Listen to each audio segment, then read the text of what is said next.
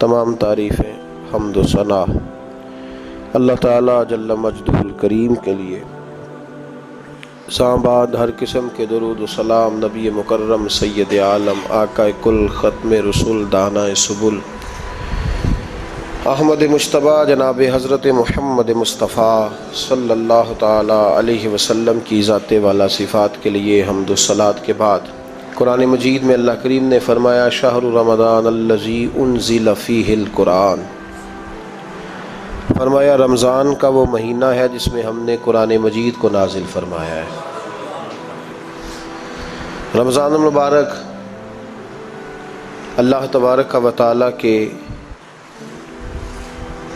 پسندیدہ ایام میں سے وہ خوبصورت ایام کا مجموعہ ہے جس میں اللہ اپنے بندوں پر زیادہ مہربانی فرماتا ہے۔ ہمارے ہاں بہت ساری چیزوں کو سن کے اور بہت سارے معاملات کو دیکھ کے ہم سمجھتے ہیں کہ یہ روٹین کی بات ہے، ہر سال روزے آتے ہیں، ہر سال رکھنے ہوتے ہیں۔ چونکہ یہ بڑا عظمت اور قدر والا مہینہ ہے، لیکن چونکہ خود چل کے آتا ہے تو جو چیز خود چل کے آتی ہے اس کی کئی دفعہ قدر کمزور ہو جاتی ہے، لہذا ہم روٹین کے فضائل سنتے ہیں، روٹین میں اسے لیتے ہیں۔ میرے عزیز، ہماری محافل جب ہوتی ہیں نا، محافل تو ان میں نقیب محفل ہوتا ہے، اسٹیج سیکرٹری بھی لوگ اس کو کہتے ہیں اور بھی کئی ناموں سے پکارتے ہیں۔ وہ آنے والے شخصیت کا تعارف کراتا ہے، کہتا ہے کہ فلاں صاحب آنے والے ہیں، پھر یہ بھی کہتا ہے کہ وہ بڑے اچھے ہیں، بڑے خوبصورت بولتے ہیں، اب میں فلاں قاری صاحب کو دعوت دینے لگا ہوں۔ قاری صاحب جو ہیں وہ بڑی اچھی تلاوت کرتے ہیں، بڑی اچھی ان کی آواز ہے اور بڑا اچھا ان کا لہجہ ہے، وہ تعارف کرا رہا ہوتا ہے۔ پھر نعت خواں کے حوالے سے بھی اس طرح کے وہ تعریفی کلمات ادا کرتا ہے، لیکن لوگ بعض اوقات سمجھتے ہیں کہ ان بیچاروں کی ڈیوٹی ہے، انہوں نے یہ کام کرنا ہی ہے، ان کی ذمہ داری ہے۔ اور اسی طرح ہوتا بھی ایسے ہی ہے، ہماری محافل کے جو اکثر نقیب حضرات ہوتے ہیں ان کے جملے رٹے رٹائے ہوتے ہیں، وہ انہوں نے سب کو کہنے ہی ہوتے ہیں، وہ کہے جاتے ہیں۔ لیکن اگر کسی محفل کے اندر نقیب محفل کوئی بہت بڑا عالم ہو،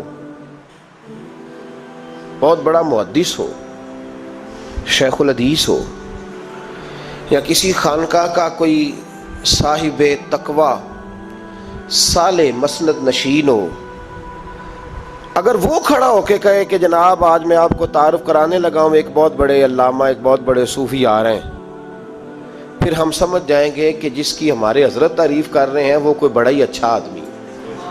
پھر ہم سمجھیں گے نہیں، یہ روٹین کی گفتگو نہیں ہو رہی، یہ وہ رسم نہیں جو روز ادا ہوتی ہے، اس میں کچھ انفرادیت ہے، کچھ تخصیص ہے، کچھ اس کے اندر چیزیں زیادہ ہیں۔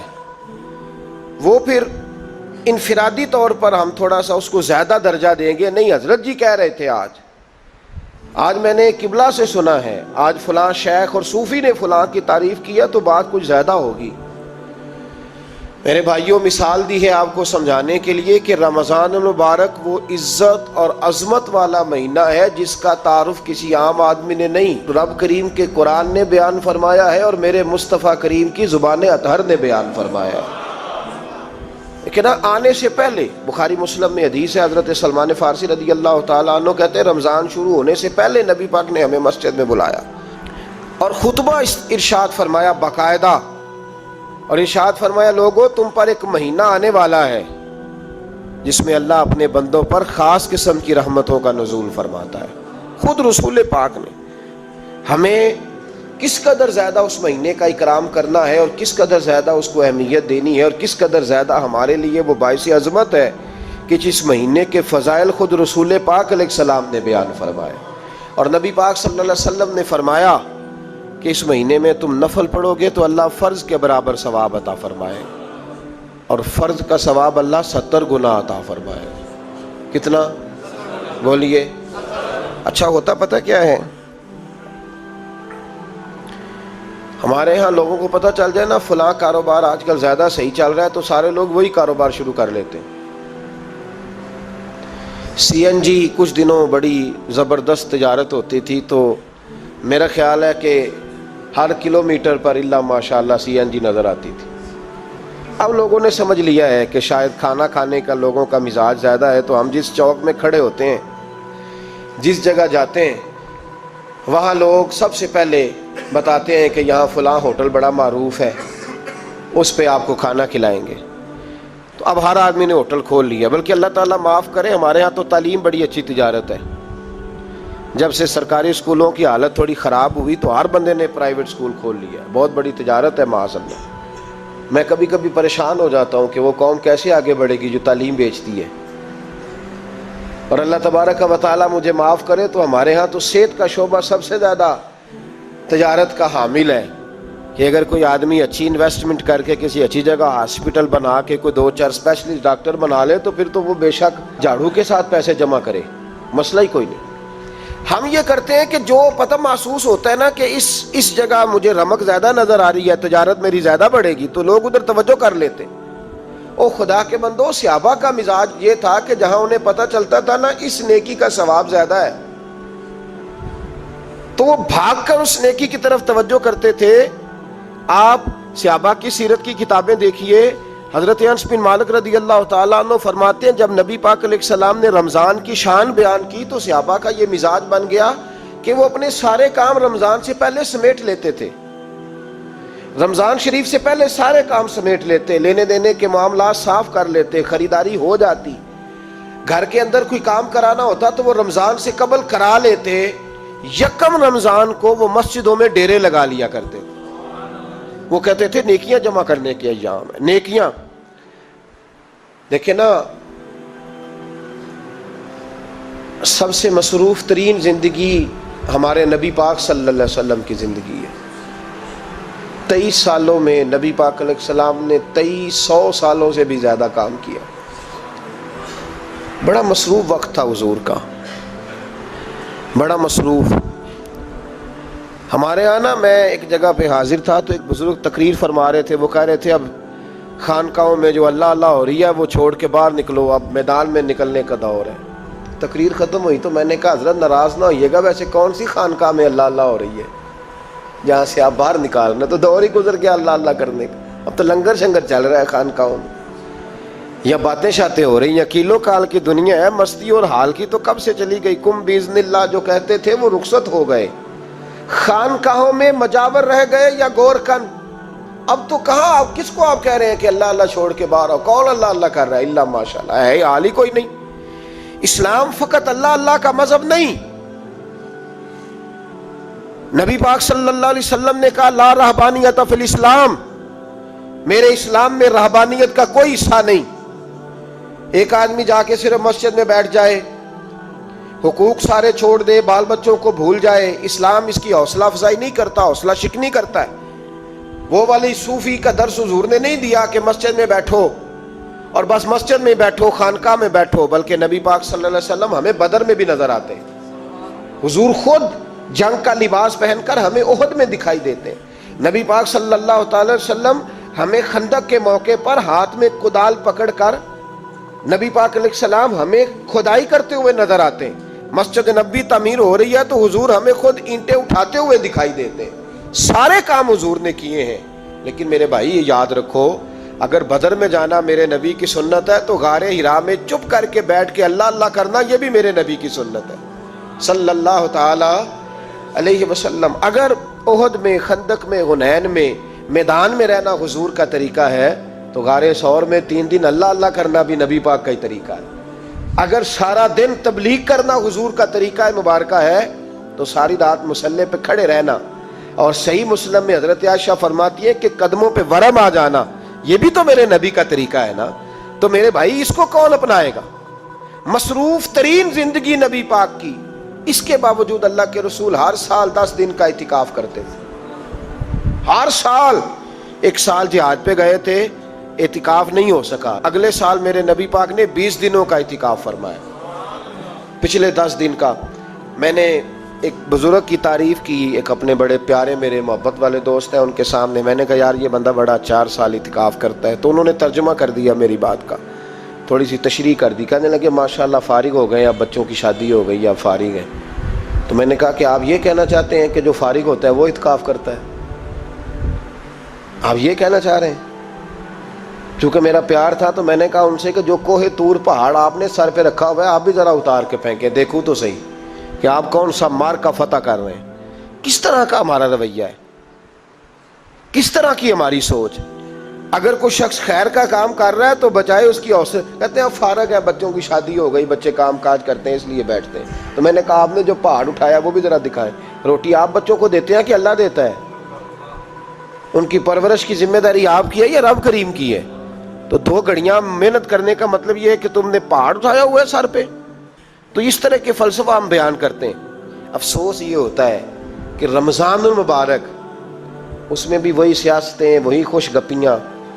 میں تو دعا مانگتا رہتا ہوں کہ اللہ روزوں میں کوئی الیکشن نہ آئے، آپ بھی آمین کہہ دیں، ورنہ وہی مصیبتیں، وہی جھوٹ سچ، وہی دروازوں پہ وہی۔ خدا کا واسطہ بس کر دو، رمضان شریف ہے، ٹھہر جاؤ ذرا، کیا ہو گیا ہے؟ میرے نبی پاک صلی اللہ علیہ وسلم نے فرمایا 11 مہینے جنت سجائی جاتی ہے اور پھر رمضان میں اللہ اپنے بندوں کے لیے جنت کے دروازے کھول دیتا ہے۔ 1 گھنٹہ پہلے صفائی کرتے ہیں مہمان نے آنا ہو تو، 1 گھنٹہ، ورنہ بچے دوبارہ سے پھر چیزیں بکھیر دیں گے۔ 1 گھنٹہ پہلے صفائی ہوتی ہے، لمبی نہیں، لیکن میرے نبی پاک نے فرمایا رمضان کے لیے رب کریم 11 مہینے جنت کو سجاتا ہے۔ چھوٹی بات ہے، روزے آ گئے، معمولی حیثیت ہے۔ ہم لوگ انہی معاملات میں، میں منع کرتا ہوں، ہمیشہ منع کرتا ہوں، آپ کو ہر سال منع کرتا ہوں، میں پابندی سے 1-2 اخبار ڈیلی دیکھتا ہوں۔ میرا ناشتہ نہیں ہوتا جب تک اخبار نہ ہو، چونکہ بزرگوں کا فتویٰ ہے جمعے کا خطبہ وہ دے جو عالمی حالات سے باخبر ہو۔ ہم کوئی رسمی تقریر نہیں کرتے کہ لوگوں کو کہیں کہ روزے آ گئے ہیں تو کون سا مہینہ چل رہا ہے تو مہینے کے حساب سے خطاب ہو۔ رسول اللہ صلی اللہ تعالیٰ علیہ وسلم کی امت کے جو ذمہ دار اور پہرے دار ہوتے ہیں انہیں امت کی پہرے داری کرنی ہوتی ہے، اس لیے وہ یہ نہیں دیکھیں گے کہ کون سا موضوع چل رہا ہے اس پر میں نے 1 گھنٹہ گزارنا ہے، ترجیحات پر بات ہوگی۔ بات یہ عرض کر رہا تھا کہ میں رمضان شریف میں اخبار نہیں دیکھتا۔ میری اپیل ہے آپ سے کہ آپ رمضان شریف میں نہ رمضان ٹرانسمیشن بھی نہ دیکھیں، ٹی وی پہ خبریں بھی نہ سنیں۔ سارا سال سنیے خبریں، ہماری خبریں سننے سے ملک میں کیا انقلاب آ گیا ہے؟ یا وہ جو ہم نے چوک میں کھڑے ہو کے تجزیہ کیا تھا اس سے کتنے لوگ سنور گئے؟ چھوڑیں، جتنا وقت ملے وہ آ کے مسجد میں بیٹھیں، اللہ کے گھر میں وقت گزاریں، ٹائم دیں۔ عبادت آپ کو زندہ کرے گی، روحانیت پیدا کرے گی، توانائی آئے گی، خوبصورتی آئے گی آپ کے اندر، آپ زندہ رہیں گے۔ دنیا داری دلوں کو مردہ کرتی ہے، قرآن کی تلاوت، اللہ کا ذکر، مسجد کی حاضری روح اور دل کو زندہ کر دیا کرتا ہے۔ مسجد میں بیٹھیں، وقت دیں، مہربانی کریں۔ اور یہ بھی آج میں بڑی ذمہ داری سے عرض کر رہا ہوں، اگر آپ کبھی زندگی میں مجھے بھی دیکھیں نا ٹی وی میں کسی عورت کے ساتھ میں کسی پروگرام پہ بیٹھا ہوں تو آپ بالکل لحاظ نہ کریں، آپ بالکل وہ چینل بند کر دیں، ہمیں ضرورت ہی نہیں۔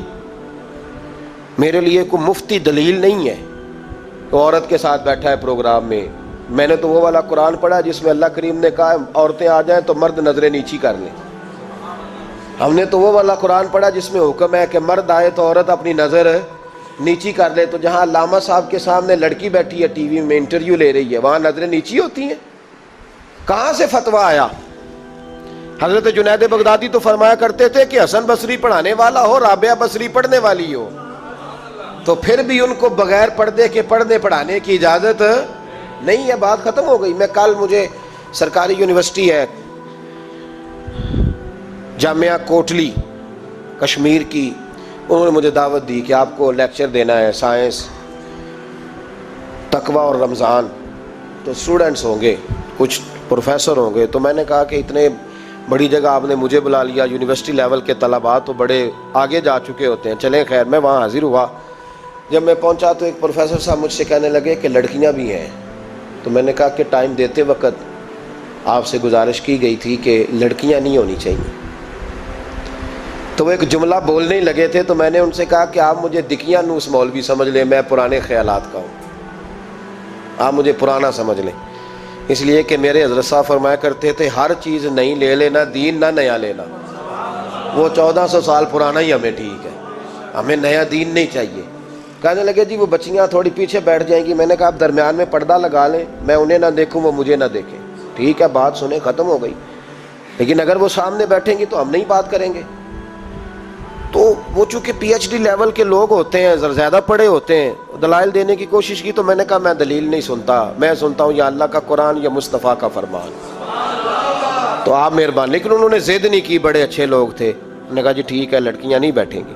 میرا عرض کرنے کا مقصد یہ ہے کہ کیا فرق پڑتا ہے ہمیں، بہت سارے ذرائع ہیں عورتوں تک پیغام پہنچانے کے، پیغام پہنچ جاتا ہے، کوئی عرض نہیں۔ آپ باپ پردہ بندوبست کریں، ہمارے رمضان کے فجروں کے درس میں ہزاروں کی تعداد میں عورتیں آتی ہیں، ان کے لیے باپردہ بیٹھنے کا بندوبست ہے، لیکن کوئی ضروری ہے کہ ٹی وی پہ ایک عورت بن سور کے سامنے بیٹھے اور آپ اس کے سوالوں کے جواب دیں؟ ہمارے لیے نہ کوئی مفتی دلیل ہے، نہ کوئی شیخ الحدیث دلیل ہے، اس طرح کا کوئی مفکر محقق ہمارے لیے دلیل نہیں، ہمارے لیے دلیل رسول اللہ کی ذات ہے صلی اللہ تعالی علیہ۔ ختم ہو گئی بات۔ اس لیے کوئی ایسی ٹرانسمیشن نہ دیکھو، کسی طرف توجہ نہ کرو، یار 30 تو روزے ہیں، وہ بھی کئی دفعہ 29 ہو جاتے ہیں۔ اللہ کہہ رہا ہے ایام معدودات، ایک گنتی کے دن ہے۔ اور میرے بھائی کیا مصیبت ہے، میرا وقت نہیں گزر رہا۔ آپ یقین کریں، اللہ جانتا ہے، ہم تو رمضان کو زنجیریں ڈالتے ہیں، یہ کام بھی رہ جاتا ہے رمضان گزر جاتا ہے، یہ بھی رہ جاتا ہے رمضان گزر جاتا ہے، یہ بھی نہیں ہو پاتا رمضان، پتہ نہیں کس وقت روزے آتے ہیں، کب نکل جاتے ہیں۔ کہتے ہیں میرا وقت نہیں گزرتا تو میں ٹی وی دیکھتا ہوں۔ قرآن سارا پڑھ لیا ہے، حدیثوں کا مطالعہ ہو گیا، اپنی آخرت کے لیے نفل سارے پڑھ لیے، تسبیحات ساری ہو گئی، جو اب ٹائم نہیں گزرتا تھا تو ٹی وی پہ جا بیٹھے۔ کدھر چلے گئے ہم؟ علامہ اسماعیل حقی نے حدیث لکھی، حضرت عائشہ صدیقہ رضی اللہ تعالیٰ عنہ فرماتی ہیں، تفسیر روح البیان میں موجود ہے، کہتی ہیں ایک دن حضور اچانک میرے ساتھ آرام فرماتے، بستر سے اٹھے نکل گئے۔ ہمیشہ نبی پاک علیہ السلام کا طریقہ مبارکہ تھا، جب رات کو تہجد کے لیے اٹھتے تو کہتے ابو بکر کی بیٹی حق تیرا ہے، وقت تیرا ہے، پر اگر تو اجازت دے تو میں اپنے اللہ کو راضی کر لوں۔ آج حضور نے پوچھا ہی نہیں، بستر سے اٹھے چلے گئے۔ کہتے میں اٹھی، میں نے دائیں بائیں دیکھا، محبوب نظر نہ آئے، حضور کی طامت استعمال شدہ پڑی تھی، وہ طامت میں نے اٹھا کے اوڑھ لی اور میں نکل گئی حضور کو تلاش کرنے۔ کہتی ہیں جب میں باہر گئی مسجد نبوی شریف کے ساتھ جنت البقیع کی جانب، نبی پاک سجدے میں تھے۔ کہتی ہے میں گئی، تھوڑی دیر کھڑی ہوئی، حضور نے آہٹ سنی تو پوچھا تو کون ہے؟ میں نے کہا میں عائشہ ہوں۔ تو محبوب نے فرمایا یہ عائشہ کون ہے؟ میں نے کہا یا رسول اللہ میں آپ کی زوجہ۔ فرمایا زوجہ کیا ہوتی ہے؟ یا رسول اللہ میں ابو بکر کی بیٹی۔ تو نبی پاک نے فرمایا یہ ابو بکر کون ہے؟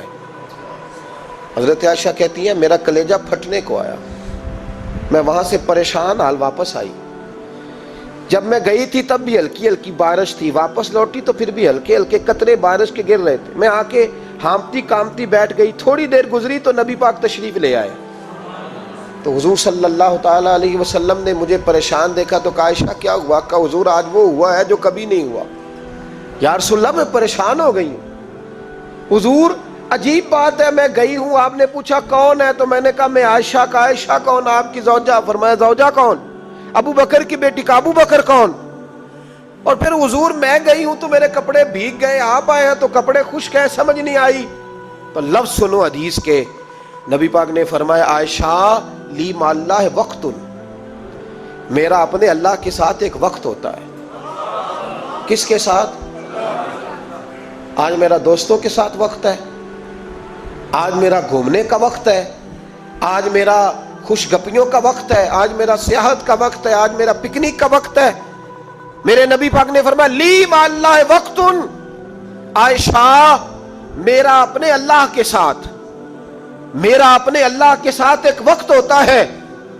اس وقت نہ وہاں کوئی فرشتہ آ سکتا ہے، نہ کوئی نبی اور مرسل آ سکتا ہے۔ جب فرشتہ اور نبی نہیں آ سکتے تو عائشہ اور ابو بکر کیسے آ سکتے ہیں؟ تو کہا یا رسول اللہ پھر وہاں ہوتا کون ہے؟ تو حضور فرمانے لگے ایک میں ہوتا ہوں، دوسرا میرا رب ہوتا ہے، تیسرا کوئی موجود نہیں ہوتا۔ امت کو درس دیا ایک وقت 24 گھنٹوں میں ایسا لایا کر جس میں تو اپنے رب کو دکھڑے سنائے، جس میں تو دعائیں مانگے، جس میں تو عرض و نیاز کرے، جس میں تو اپنے گناہوں کی معافی چاہے۔ اعلیٰ حضرت کے والد گرامی سے کسی نے پوچھا، مولانا نقی علی خان صاحب سے، کہ حضرت جی فرعون 500 سال ہی حکومت کر گیا، 500 سال ہی حکومت کر گیا، اللہ کا مقابلہ کرنے والا پکا کافر بے ایمان۔ تو آپ فرمانے لگے ملا رومی کی وہ کتاب پڑھو مثنوی، جس میں انہوں نے لکھا ہے کہ جب ساری دنیا سو جاتی تھی تو فرعون اٹھ کے مصلی پہ بیٹھتا تھا, کہتا تھا یا اللہ معاف کر دے, رب تو ہی ہے, گناہگار بڑا ہوں پر مہربانی کر. روز معافیاں مانگتا تھا تو رب کریم کی قدرت نے مہلت دی کہ روز توبہ کرتا ہے, چلو ایک دن سچی بھی کاری جائے تو اچھا ہے. اللہ نے مہلت دی. اور میرے بھائی اگر تو روز رات مصلی پہ بیٹھے تو تجھے مہلت ملے, عذاب نہ آئے. اگر تو اپنے رب کے ساتھ تنہائی کرے تو اللہ تجھے مہلت دے, سزا نہ دے. لیکن ہم یہ وقت نکالتے ہی نہیں. اللہ کے ساتھ میت کا ہمارا مزاج ہی نہیں. ترمذی شریف میں نبی پاک علیہ السلام نے فرمایا دنیا داروں کو دکھڑے نہ سنایا کر, مالداروں کے سامنے رونے نہ رویا کر, یہ تجھے کیا دے سکتے ہیں. تو اٹھ کے جائے گا تو کہیں گے محنت کرتا نہیں, روز مانگنے آ جاتا ہے. دنیا داروں کو دکھڑے نہ سنا, پر میں دکھ سنا تو اپنے رب کو سنا, اللہ والوں کو سنا, اللہ کے نبی کو سنا. اس سے مراد یہ سارے کہا دکھڑے اپنے رب کو سنا. اگر تو اپنے رب کو دکھڑے سنائے گا تو تھوڑی دیر ضرور ہوگی, لیکن ایک دن ایسا ضرور آئے گا. میرے مصطفیٰ کریم فرماتے ہیں رب تجھے دنیا سے بے نیاز کر کے مالا مال فرما دے گا. دھوکے کا مزاج نہ بنا, کینچی لے کے نہ گھوم کے کیسے جیب کاٹ سکتی, اللہ کو دکھڑے سنا. حضرت عائشہ عرض کرنے لگی حضور چلیں یہ تو سمجھ آ گئی, لیکن بارش مجھ پہ پڑی آپ پہ پڑی نہیں, تو کہا عائشہ تم نے اڑا کیا تھا؟ کہا حضور آپ کی تامت. فرمایا بارش کوئی نہیں تھی, جب تو نے میری تامت لی تو خدا کی رحمتیں تم پر برسنے لگ گئی. تو حضور کے وجود سے لگی ہوئی چیز کوئی اوڑ لے تو رحمت برستی ہے, تو میرے نبی کی مسجد چومنے سے کیوں رحمت نہیں برستی, جالی چومنے سے کیوں نہیں برستی, جہاں جہاں حضور رکے, جہاں جہاں نبی پاک ٹھہرے وہاں جانے سے کرم کیوں نہیں ہوتا. تو عزیزو یاد رکھو رمضان میں ایک ڈیوٹی آپ نے یہ کرنی ہے کہ عبادت کو وقت دیں, ٹائم نکالیں. جو اتنے سے بھی فارغ ہے نا وہ 19ویں روزے تک کل فارغ ہو کے 20 کو اعتکاف بیٹھے. زندگی میں ایک دفعہ اعتکاف تو ویسے بڑا ضروری ہے. ہمارے بزرگوں نے لکھا ضروری ہے ایک بندہ اعتکاف کر لے زندگی میں ایک دفعہ, ہر سال کرے تو سنت ادا ہوگی.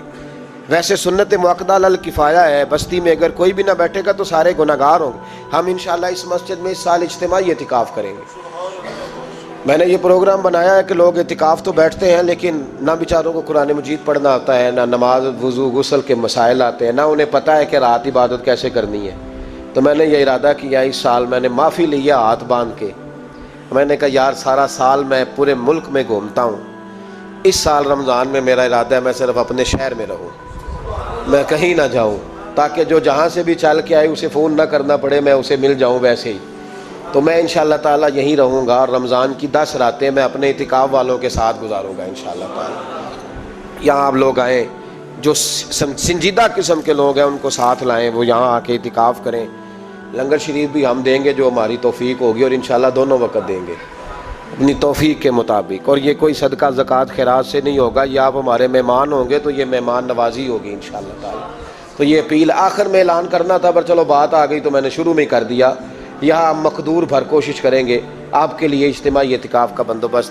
ہمارے جو دیگر طلباء علماء ہوں گے وہ بھی آپ کے ساتھ وقت گزاریں گے, وضو غسل نماز کی چیزیں سکھائیں گے, آپ کو قرآن مجید پڑھنا پڑھانا سکھائیں گے. 10 دنوں میں جو ممکن ہو سکے گا ہم انشاءاللہ تعالیٰ کریں گے.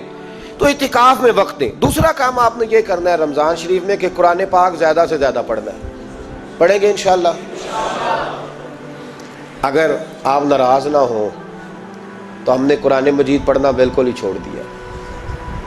قرآن پاک کھلتا ہی نہیں, توجہ ہی نہیں, مزاج ہی نہیں. سارا دن بیت جاتا ہے, قرآن مجید نہیں کھلتا, قرآن مجید نہیں پڑھا جاتا.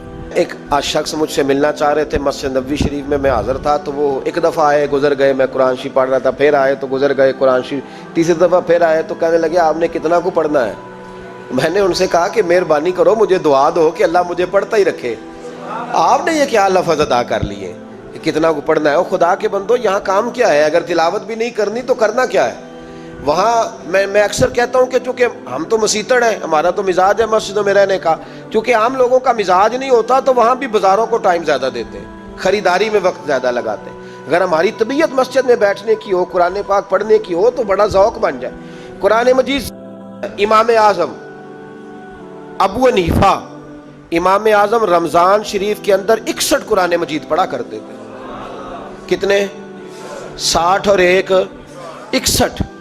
ایک قرآن شریف دن میں پڑھتے, ایک رات کو پڑھتے, پورے دن میں قرآن مجید ختم کرتے, ایک رات کو. اور آپ فرماتے ہیں 61واں قرآن مجید وہ تھا جو میں تراویحوں میں سنا کرتا تھا۔ 61 قرآن پاک آپ ہر رمضان میں پڑھا کرتے تھے۔ میری آپ سے گزارش ہے، ایک سپارہ مسجد میں پڑھے رمضان میں، ایک سپارہ گھر میں پڑھے۔ مسجد میں پڑھیں گے تو مسجد کا حق ادا ہوگا، اور گھر میں قرآن پاک کھول کے بیٹھیں گے تو بچے بھی آ کے پاس بیٹھ جائیں گے، چھوٹے چھوٹے بچے۔ یہ کبھی تجربہ کرنا، یہ بخشش کا ذریعہ ہے۔ جب آپ بچوں کی ماں سویرے سویرے بڑا اچھا دوپٹہ لے کے اور مصلی بچھا کے اور قرآن مجید کی ریل رکھ کے اور پھر اس کو خوشبو لگا کے جب کھولتی ہے نا، تو اس کی جو 2-2.5 سال کی بچی ہوتی ہے وہ بھی کہیں سے دوپٹہ ڈھونڈنے لگ جاتی ہے، وہ بھی دوپٹہ لے کے آتی ہے اور دائیں بیٹھتی ہے۔ اس کا جو 4 سال کا بچہ ہوتا ہے نا، اگر ابا بیٹھا ہے اور 4 سال کا بچہ بھی کہیں سے ٹوپی ڈھونڈ کے لاتا ہے، اسے پڑھنا نہیں آتا، لیکن وہ بھی آ کے نا سپارہ لے کے بیٹھ جاتا ہے۔ میں نے دیکھا ہے بچے تھوڑا تھوڑا ہلنے لگتے ہیں۔ قسم اللہ کی عزت کی، مجھے ایسے لگتا ہے کہ جب بیٹیوں کے بیچ ماں بیٹھ کے قرآن پڑھتی ہے اور جب بیٹوں کے بیچ باپ بیٹھ کے قرآن پڑھتا ہے، تو مجھے لگتا ہے خدا کے فرشتے بھی آسمان کے دروازے کھول کھول کے دیکھتے ہیں، کھول کھول کے دروازے دیکھتے ہیں کہ یہ کس طرح کا رنگ ہے کہ چھوٹا سا بچہ، توتلی زبان۔ مجھے وہ حدیث پڑھ لینے دو جو امام جلال الدین سیوطی نے روایت لکھی ہے۔ فرمایا حضرت عیسیٰ علیہ السلام میں قبر کے پاس سے گزرے تو عذاب ہو رہا تھا، چند گھنٹوں کے بعد گزرے تو وہیں رحمتوں کا نزول ہو رہا تھا۔ حضرت عیسیٰ عرض کرنے لگے، مولا میری مجال نہیں میں پوچھوں، چند گھنٹے پہلے یہاں عذاب تھا، اب یہیں کرم ہو رہا ہے۔ اللہ اب اس نے کوئی نیک عمل کیا تو ہے نہیں، قبر میں تو عمل ختم ہو جاتا ہے، اتنا کرم کیسے؟ تو رب کریم نے فرمایا موسیٰ بندہ بڑا گناہگار تھا، پاپی تھا، سزا کا حقدار تھا، پر جب انتقال اس کا ہوا تو بیوی اس سے پہلے حاملہ تھی، اس کے انتقال کے 2-4 مہینے بعد بچہ پیدا ہوا، پھر اس بی بی نے بچہ پالا، آج 4.5 سال کا بچہ مکتب گیا ہے، استاد نے بسم اللہ شریف پڑھائی ہے، اس کے بچے نے توتلی زبان پہ کہا بسم اللہ الرحمن الرحیم، تو مجھے حیا آئی ہے کہ اس بیچارے کو بھی لفظ نہیں ادا کرنے آتے، زمین پر بیٹھ کر یہ توتلی زبان سے مجھے رحمان اور رحیم کہے اور میں اس کے باپ کو سزا دوں۔ بس بچے نے ایک دفعہ بسم اللہ پڑھی ہے، میں نے باپ کے سارے گناہ معاف فرما دیے، مہربانی کرو۔ ایک سپارہ گھر میں، ایک سپارہ مسجد میں، یہ ضرور آپ نے روٹین بنانی ہے۔ مسجد میں پڑھیں گے تو مسجد کا حق ادا ہوگا، گھر میں پڑھیں گے تو بچے بھی پڑھیں گے۔ اور تیسرا سپارہ وہ ہے جو آپ نے تراویح میں سننا ہے۔ تو کتنے سپارے ہو گئے ایک دن میں؟ 3۔ تو رمضان میں کل کتنے ہو گئے؟ 3 قرآن پاک۔ کتنے قرآن پاک جی؟ 3 قرآن مجید، ایک سپارہ دن میں ایک رات میں، تو آپ کا 10 دن کے اندر انشاءاللہ قرآن پاک ختم ہو جائے گا۔ کریں گے انشاءاللہ تعالی؟ یہ ذہن بنائیں، یہ ذوق پیدا کریں، اور قرآن پاک کا ایک حرف پڑھیں تو اللہ 10 نیکیاں دیتا ہے، اور رمضان شریف میں 70 گنا بڑھ جاتی ہیں۔ تو اب ذرا ضرب دے لو بات کہاں جائے گی۔ تو رمضان المبارک میں قرآن پاک سے، میں نے کہا کوئی اخبار نہ دیکھو، کچھ نہ دیکھو، سارا دن بس قرآن پاک دیکھو، سارا دن قرآن مجید پڑھیں، قرآن پاک سے دل لگائیں۔ حضرت عبداللہ ابن مسعود رضی اللہ تعالیٰ عنہ فرماتے ہیں نبی پاک صلی اللہ علیہ وسلم نے مجھے بلا کے کہا مجھے قرآن پاک تو سنا۔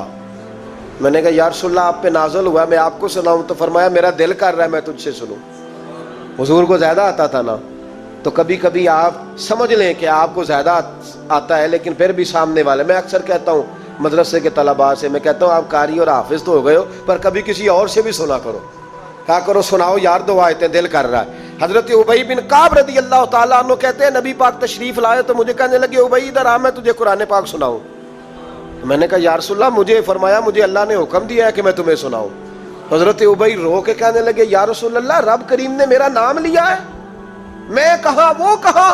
فرمایا ہاں تیرا نام لیا ہے۔ رونے لگے، کہنے لگے حضور پھر تو میں بڑا خوش نصیب ہوں، سنائیے میں سنتا ہوں۔ تو حضور سننا بھی حضور کی سنت ہے، سنانا بھی نبی پاک کی سنت ہے۔ قرآن مجید کو سنیں۔ اور پھر یار دکھ کی بات ہے نا کہ پاسپورٹ کے دفتر تو میں 2.5 گھنٹے کھڑا رہوں، شناختی کارڈ کے لیے میں 1.25 گھنٹہ کھڑا رہوں، اور میں پہلی دفعہ سعودی عرب جاؤں تو امیگریشن کے لیے 2.5 گھنٹے بھی مجھے لائن میں لگنا پڑے تو میں لگا رہوں، دنیا داری کے لیے تو میں اتنا کھڑا رہوں، اور تراویح کے لیے مجھے 1 گھنٹہ نہ کھڑا ہوا جائے اور میں بہانے کرتا پھروں، تو پھر یاد رکھو وہ حضرت سیدہ اسماء کا کرتی تھی، نبی پاک نے مجھے کہا تھا اسماء اللہ کے راستے میں گن گن کے نہ دینا ورنہ وہ بھی تجھے گن گن کے دے گا۔ جب ہم رب کریم کو وقت اس طرح دیتے ہیں کہ دنیا داری کے لیے تو ساری ہمارے پاس ہمتیں موجود ہیں، اور تراویح کا وقت آیا تو بہانے ڈھونڈنے لگ گیا. تراویح کا وقت آیا تو وہ جو ہے اس نے شروع کر دی بات کہ جناب میرے فلان جگہ تکلیف ہے اور مجھے بلڈ پریشر ہو جاتا ہے تو پسینہ بڑا آتا ہے. تو اب تو آسانیاں ہی بڑی ہیں. صحابہ کہتے جب ہم مسجد نبی میں نماز پڑھنے جاتے تھے, بارش ہوتی تھی تو مسجد میں پانی کھڑا ہوتا تھا, کیچڑ کھڑا بن جاتا تھا, تو ہم اپنی جھولیوں میں خشک مٹی ڈال کے لے جاتے تھے, اپنی اپنی جگہ بچھا لیتے مٹی, اور پھر ہم نماز پڑھتے تو ہمارے پیشانیوں پر بھی مٹی لگ جاتی. تو ایک صحابی جھاڑ رہے تھے تو نبی پاک نے فرمایا نہ جھاڑ, جب تک چہرے پہ رہے گی فرشتے درود بھیجتے رہیں گے. اب تو ایسی لگے ہوئے مسجد میں, پھر بھی تو تراویح نہیں پڑھتا. تو ایک تو عبادت کو ٹائم دیں, دوسرا قرآن مجید زیادہ سے زیادہ پڑھیں, رمضان میں زیادہ سے زیادہ پڑھیں, مسجدوں میں ٹائم دیں. مجھے دکھ ہوتا ہے جب رمضان میں بھی نماز کے بعد مسجد کو تالا لگتا ہے. اگر ہم سارے آئیں مسجدوں میں, ہم رمضان شریف کے اندر وقت دیں, جس کے پاس ٹائم ہو وہ آ کے بیٹھ جائے, قرآن مجید کھول لیں, تو میرا خیال ہے کہ مسجدیں بھی ہمیں دعا دیں گی کہ دیکھو ہر وقت انہوں نے میرے اندر تلاوت کی. ایک اور بات بھی عرض کرنی ہے, یہ مجھے کہا گیا ہے, میری اپنی طرف سے نہیں, یہ مجھے رکا دیا گیا ہے. کہہ دوں پکے نمازی ناراض تو نہیں ہو جائیں گے؟ جو پکے نمازی ہیں مسجدوں کے وہ میرے ساتھ وعدہ کریں, ناراض تو نہیں ہو جائیں گے؟ نہیں تسی نہیں بول دے, تساں ہو جانا. پکے بول دے نہیں پے, پکے گھور دینے پے. پکے نمازی, یہ پکے نمازیوں سے بات, ناراض تو نہیں ہو جائیں گے؟ یہ بول کے بتائیں, انشاءاللہ کہیں. کچے نمازیوں کو شکوہ ہے کہ پکے نمازی رمضان میں ہمیں گھورتے ہیں, رکھے دیے مجھے انہوں نے. کہتے ہیں پکے نمازی, کہتے فصلی بٹیرے آ گئے نے. یہ زیادتی ہے, یہ ظلم ہے. آپ پکے نمازی ہیں تو مہربانی کریں, آپ وہ جو آپ نے صف لاٹ کرائی ہے نا اپنے نام پکی, کہ ایتھے میں بھینا روز تو کتوں آ گیا, یہ چھوڑ دیں آپ, مہربانی کریں. یہ اللہ کا گھر ہے, یہ کسی کے نام رجسٹری ہو سکتی. جو آیا ہے نا بیچارہ, چلو کبھی کبھی صحیح, مہربانی کریں اس کو ٹائم دیں, بیٹھنے دیں, کچھ نہیں ہونے لگا. اور جب وہ آئے نا تو دعا کریں, جب اس کو دیکھیں تو کہ یا اللہ یہ آیا ہے تو ہمیشہ آتا ہی رہے, اس کو دعا دیں. مہربان, بچے شکوہ کرتے ہیں, کہتے ہیں پکے نمازی سانس نہیں لینے دیتے مسجد میں. اور ایک بات اور, یہ حضرت علی کا قول ہے, اس کو دل کی تختی پہ لکھ لینا, دل کی تختی پہ, شیر خدا کی شیروں جیسی باتیں. حضرت مولا علی شیر خدا فرمایا کرتے تھے, وہ نیکی کرنے والا اچھا نہیں جو نیکی کر کے اکڑ جاتا ہے اور دوسروں کو گناہگار سمجھتا ہے, وہ نیکوکار اچھا نہیں. فرمایا کرتے تھے اس سے وہ گناہگار اچھا ہے جو گناہ کر کے کم از کم شرمندہ تو ہوتا ہے نا. فرماتے ہیں جو گناہ کر کے شرمندہ ہو وہ زیادہ اچھا ہے اس سے جو نیکی کر کے اکڑ جائے. تو تھوڑی سی نیکی کر کے, پرہیزگاری کر کے ساری دنیا کو گناہگار سمجھنے لگ جانا, یہ تو بت پیدا کر لیا ہے تو نے اپنے اندر, اس بت کو توڑ دے. پتہ نہیں کون کب آئے اور اللہ کا ولی بن جائے. کوئی آیا لے کے چلا گیا, کوئی عمر بھر بھی نہ پا سکا. میرے مولا تجھ سے گلا نہیں, یہ تو اپنا اپنا نصیب ہے. تو مہربانی کریں پکے نمازی, تھوڑی شفقت کریں. یہ میں سب سے نہیں کہہ رہا, جو گھورتے ہیں صرف ان سے کہہ رہا ہوں. کچھ پکے نمازی ہیں تو الحمدللہ دل کے بھی بڑے پکے ہیں, سوچ کے بھی بڑے پکے, اچھے ہیں, خوبصورت لوگ. لیکن کچھ ایسے لوگ ہیں, ہمارے شہر کے ایک ڈاکٹر صاحب ہیں, میں نے کہا آپ نماز مسجد میں پڑھا کریں. ان کی عمر کافی زیادہ ہو گئی ہے, تو کہتے ہیں حضرت میں پڑھوں گا انشاءاللہ. ان کو میں نے دوائی لینے گیا تو میں نے وہاں بھی میں نے بات شروع کر دی. میں نے کہا آپ مہربانی کریں, کہتے میں آؤں گا. کچھ دنوں کے بعد میں نے اس مسجد میں نماز پڑھی, اور خاص کر کے پڑھی کہ یہ ٹائم ہے. میں نے فون کیا کہ ڈاکٹر صاحب آپ نظر نہیں آئے, تو کہتے ہیں سب ناراض نہ ہو جان. نمازی مجھے کہتے تھے خیر ہے ڈاکٹر صاحب, کہیں غلط جگہ تبادلہ تو نہیں ہو گیا, کوئی مصیبت تو نہیں آ گئی؟ تو کہتے ہیں مجھے شرم سی آتی ہے کہ نمازی اس طرح, ویسے بھی میں گیا نہیں, 60 سال عمر ہو گئی, تو اب نمازی تو یہ آپ کیا کر رہے ہیں؟ ہم کوئی اللہ کی رحمت کے منشی ہیں کہ ہم سے پوچھ کے وہ دے گا جس کو دے گا؟ کیا کرتے ہو؟ او بھائی, حضرت باجدید بستامی رحمت اللہ تعالی علیہ جیسے لوگ کہا کرتے تھے جنہوں نے ساری زندگی جھوٹ نہیں بولا, حرام نہیں کھایا. فرماتے تھے الفن کہتا ہوں, بالغ ہونے کے بعد نماز قضا نہیں کی, لیکن پھر بھی کہا کرتے تھے دعا مانگو میرا رب مجھ سے حساب نہ پوچھ لے. حساب والا نہیں ہوں میں, درگزر والا ہوں. عدل کریں تے تھر تھر کمبن اچیاں شانہ والے, یہ تو فضل کریں تے بخشے جامن میرے جے منہ کالے. تو مہربانی کریں. آگے چلیں, رمضان شریف میں سخاوت کرنی ہے. حضرت انس بن مالک رضی اللہ تعالیٰ عنہ فرماتے ہیں جس طرح تیز آندھی چلتی ہے, ذرا مثال دیکھیں صحابی کی کتنی خوبصورت. فرماتے ہیں جس طرح تیز آندھی چلتی ہے نا, اس طرح رمضان میں میرے نبی کی سخاوت چلا کرتی تھی. नबी पाक हर साइल को देते, जो कैदी बंद होते ना, कैदी जंग के कैदी कुफार, हुजूर उन्हें भी आज़ाद कर देते रमज़ान में। फरमाते जाओ तुम्हें आज़ाद किया, सखावत करें। और मेरा मशवरा है इस दफ़ा गरीबों से गरीब सखावत करें। नुस्खा दे रहा हूँ अमीर होने का, तो सखी हो जा, रब करीम तुझे अमीर कर देगा। सखी बन जा। माला वाले सखी नहीं होंगे, तो सखियां कोल माल नहीं होंदा। इत्थे उत्थे दुआ जहान नहीं, सखी कंगाल नहीं होंदा। सखी बन जाओ। मेरे नबी पाक अलैहिस्सलाम ने फरमाया बंदा कभी भी जेब का सखी नहीं होता, सखी वही होता है जो दिल का होता है। गरीबों को मेरा मशवरा है कि 10 रुपए दो, लेकिन रमज़ान में रोज़ देना, हर शाम देना। गरीबों को साथ बिठाओ, रोटियां खिलाओ, इफ्तारियां कराओ, गरीबों के घरों के अंदर सूट पहुंचाओ, मदारस के तालिब इल्मों को कपड़े खरीद के दो। जो कुछ नहीं दे सकता वो एक मिसवाक ला के दे। ड्यूटी करो, अपने दाएं बाएं गरीबों का ख्याल रखो। जिन घरों में अक्सर देखते हो कि दाल का शापर जाता है, वहां रमजान शरीफ में सुबह सुबह गोश्त पहुंचाओ। मेहरबानी करो। गरीब अमीर तो किसी को तब देगा जब उसने वोट लेने होंगे। वो तो वहां ज़कात देगा जहां से उसे पता होगा कि मेरी तारीफ अच्छी होगी। वो तो मस्जिद में उस वक्त खर्च करेगा जब उसका नाम बार बोर्ड पे लिखा जाएगा। गरीबों, तुमने जुल्म किया है। अगर तुम अपनी 4 गरीब भाई मिल के एक गरीबनी बहन का ख्याल रखते तो उस गरीबनी को मोहल्ले के चौधरी के पास ना जाना पड़ता। अगर 4 गरीब भाई एक गरीब भाई का ख्याल कर लेते, थोड़े थोड़े जो साहिब बेसियत थे, तो वो मजबूर ना होता। मेहरबानी करो। हजरत अब्दुल्लाह इब्न उमर रज़ी अल्लाह तआला अन्हु हर रोज मदीने के मिस्किनों को ढूंढ के लाते थे। फरमाते थे कि उनको एक थैला देना मैं इज्जत नहीं समझता। ढूंढ के लाते गरीबों को और अपने सामने दस्तरखान बिछाते रमजान में, और फिर उन पे खाने चुनते और फरमाते गरीब खाएंगे तो मेरा अल्लाह राजी होगा। साथ बिठा के खिलाते। एक बड़ी अजीब बात हो गई, घरों में हो जाती है। जिन घरों में ज्यादा मेहमान आते हैं वहां ये मसले बन जाते हैं। एक दिन ज़ौजा कहने लगी खाना आपका ये आज मेहमान को ना लाइएगा। कह देती हैं ना बीबियां कभी कभी, ये नाफरमानी नहीं। अगर आपको खड़ा किया जाए ना रमजान में रोजा रख के बावर्ची खाने, तो लग पता जाए, इसको नाफरमानी ना समझे, बीबी ने पका के नहीं दिया जी। तो हजरत अब्दुल्लाह इब्न उमर की ज़ौजा कहने लगी आपका खाना है, मेहमानों का कोई नहीं। तो हजरत अब्दुल्लाह इब्न उमर कहने लगे अल्लाह तुझे जज़ा दे, तो रोज़ पका के देती है, चल इस तरह कर, मुझे सिरका और खजूर दे दे, रोटी मेरे मेहमान को दे दे। तो आपकी ज़ौजा रो पड़ी, कहने लगी अगर आप इफ्तारी वालों का इतना ख्याल करते हैं तो मैं ना करूं? मुझे 10-20 मिनट का टाइम दे, मैं अपने ऊपर वजन बोझ डालूंगी, मैं थोड़ी मुशक्क़त में पड़ूंगी, लेकिन मेहमानों के लिए इफ्तारी का ज़रूर बंदोबस्त करूँगी। हमारे यहाँ तो इफ्तारियाँ भी सियासी हैं, वोट इकट्ठे करने के लिए इफ्तारियाँ। और डरो अल्लाह से। किस किस नाम पे लोग दुनियादारी करेंगे, किस किस नाम।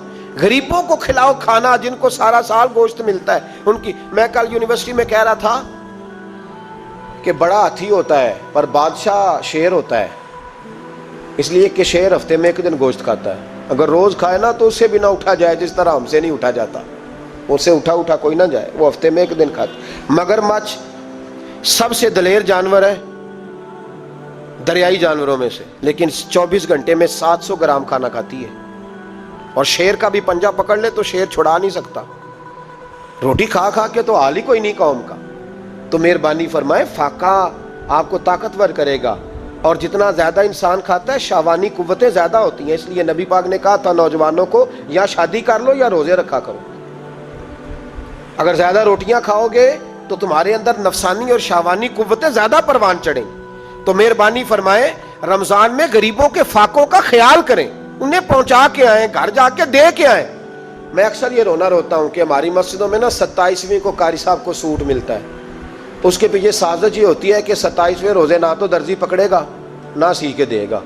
तो हम ये साजिश करते हैं कि देंज ना होवे मौलवी भी साढ़े वर्गा सूट पा ले ईद ते फिर साढ़े जी चौधरी जी ते मौलवी जी फर्क ही रह गया।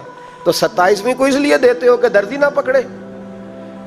उस बेचारे को देना है तो यकम रमजान को दो, उसको कहो हजरत जी मेरे वाला जोड़ा पहन के आपने तरावियां पढ़ानी, ये जुमा आपने मेरे सूट से। मेहरबानी करें आप जो आपके अपने अपने इलाके के मस्जिद के कुर्रा हैं, हुफाज हैं, तालिब इल्म हैं, उनको रमजान शरीफ से शुरू होने से पहले, और किसी घर में आप लंगर पहुंचाते हैं 20वें रोजे तो 20 रोजे तो फाके से उन्होंने रख लिए, अब आप घी लेके पहुंच गए।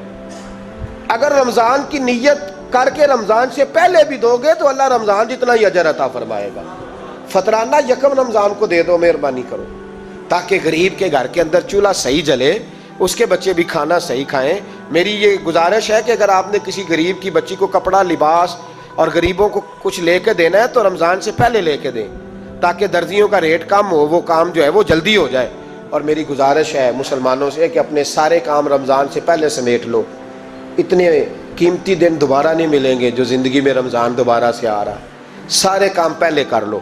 ہمارے ہاں تو آپ یقین کر لیں، نہ درزی تراویاں پڑھتا ہے، نہ کپڑوں والا پڑھتا ہے، نہ کاج بٹن والا پڑھتا ہے، نہ نلکی والا پڑھتا ہے۔ وہ کہتے ہیں جی راشی سارا ان دنوں میں۔ وہ جو آخری 10 راتیں ہوتی ہیں نا رمضان کی، حضرت عائشہ صدیقہ رضی اللہ تعالیٰ عنہ فرماتی ہیں حضور ہمیں نفل کے لیے نہیں جگاتے تھے، پر رمضان کے آخری 10 دن فرماتے اٹھو، یہ سونے کا ٹائم نہیں۔ اور ہمارا وہی ٹائم سارا بازاروں میں گزر جاتا ہے، وہ جو کچھ لینے کا وقت ہے، شب قدر تلاش کرنے کا وقت ہے، وہ سارا ہم بازاروں میں گزارتے ہیں۔ ہم انشاءاللہ تعالی رمضان کی آخری 10 راتوں میں شب بیداری کریں گے، محفل کریں گے، تلاوت کریں گے، تسبیح پڑھیں گے، جو ہم سے ہو سکے گا۔ مسجدوں کا رخ کریں، یہاں پہنچ سکتے ہیں تو یہاں پہنچ جائیں، لیکن اپنا وقت ضائع نہ کریں۔ کوئی ایسا کام نہ کریں کہ جس میں ایک لمحہ بھی رمضان المبارک کا ضائع ہو۔ آخری بات سنیں، رمضان میں ہم نے کیا کرنا ہے؟ سارا سال دین کے لیے کوشش کی ضرورت ہے، سارا سال۔ ہم جب کہیں جا کے دین کی بات کرتے ہیں تو ہمیں ایسا لگتا ہے کہ یہ لوگ بیچارے ترس رہے تھے کہ کاش کبھی پہلے ہمیں بات سننے کو ملتی۔ دین کی بات کی ہر وقت ضرورت ہے۔ رمضان کے اندر لوہا گرم ہوتا ہے، کیوں بھلا؟ شیطان قید ہو جاتا ہے۔ پہلے جب دین کا کام ہوتا ہے تو دو قوتیں آپس میں لڑتی ہیں۔ ہم تبلیغ کرتے ہیں، ایک دوسرے کو پیغام دیتے ہیں، شیطان جواب کے اندر کیا کرتا ہے کہ جب ہم یہاں کسی آدمی نے بات کی یا سنی تو بڑا دل نرم ہو گیا، لیکن جب گھر گئے تو شیطان نے پھر وسوسہ ڈال دی۔ جاگ رہے نا آپ لوگ ماشاءاللہ۔ رمضان میں ایسے نہیں ہوتا، صرف تبلیغ ہوتی ہے، شیطان قید ہوتا ہے، وہ کوئی غلط مشورہ دینے کی پوزیشن میں نہیں ہوتا۔ اب ہمیں کیا کرنا چاہیے کہ تبلیغ زیادہ کرنی چاہیے، رمضان میں درس زیادہ دینے چاہیے، درس زیادہ سننے چاہیے، زیادہ سے زیادہ۔ جو بے نمازی ہے نا اس کو لانا چاہیے، جو روزہ نہیں نہ رکھتا اس پہ۔ ہمارے بزرگ بڑی ترتیب سے، ایک خواجہ گوہر الدین صاحب رحمۃ اللہ علیہ درویش ہوئے، تو ان کے علاقے کا جو چودھری تھا وہ روزہ نہیں رکھتا تھا۔ حکمت کے ساتھ دین پھیلتا ہے۔ یہ بات جو بتانے لگا ہوں یہ باہر جا کے نہیں بتانی آپ نے، صحیح ہے؟ وعدہ ہے نا پکا؟ اللہ تعالیٰ آپ کو جزائے خیر دے۔ کچھ لوگوں سے یہ بات اس لیے کی جاتی ہے کہ ان کو پریشانی ہو جاتی ہے، کہتے ہیں جی تو ڈکیا ہے ضرور دس لیے، باقی چاہے ولا تقربوا هذه الشجرہ۔ بہرحال وقت نہیں مرنا اس پہ کوئی بات کرتا۔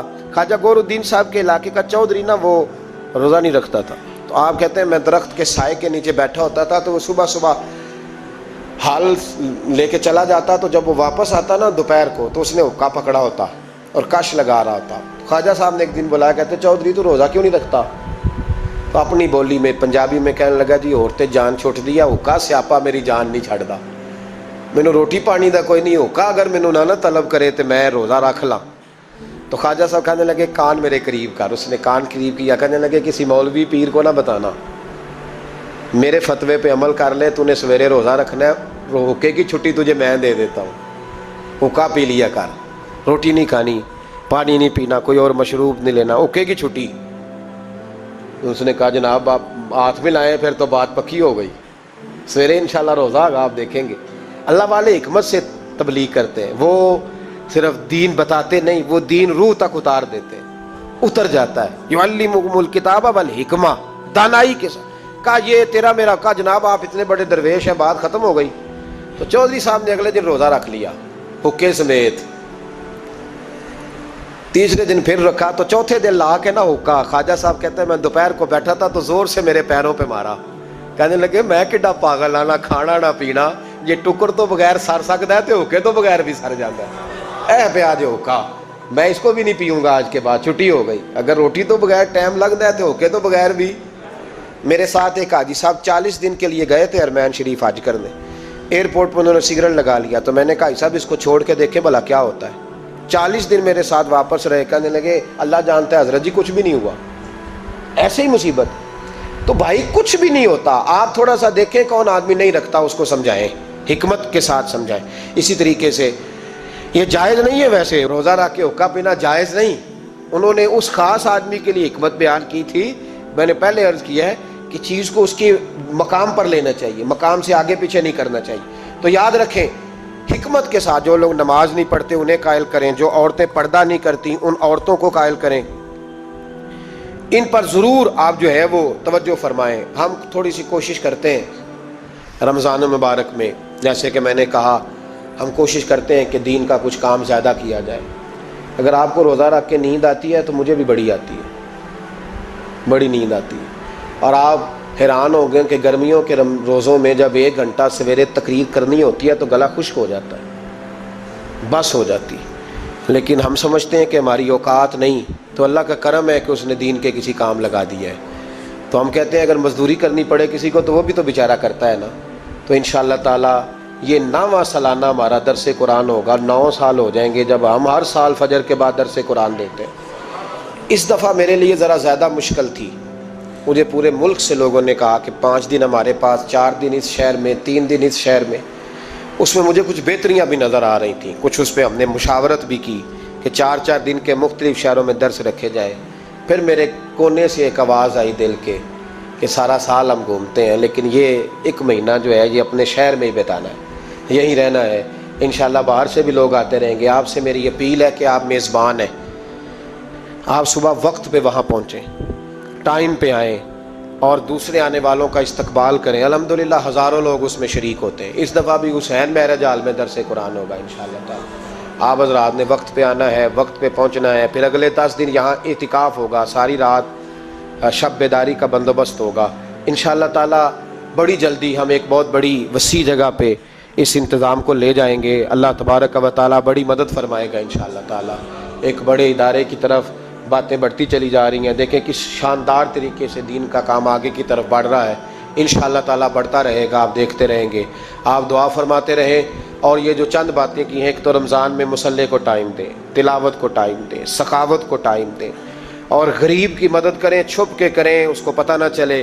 اور 5ویں بات یہ کہ رمضان میں دین کے لیے محنت زیادہ کریں، جد و جہد زیادہ کریں، کوشش کریں جو کبھی کسی محفل میں نہیں گیا اس کو لے کر کے آئیں، جو لوگ بالکل دین سے دور ہیں ان کو دعوت دیں، پیغام دیں، خواتین سے کہیں جد و جہد کریں، اتنی جد و جہد کریں کہ یہ رمضان جو آنے والا ہے اللہ تعالیٰ اسے امت مسلمہ کی عزت کا مہینہ بنا دے، اور رمضان جیسے ہی جائے امت کو اللہ پھر سے وقار عطا فرمائے، ہمیشہ مدحت خیر الانام میں گزرے۔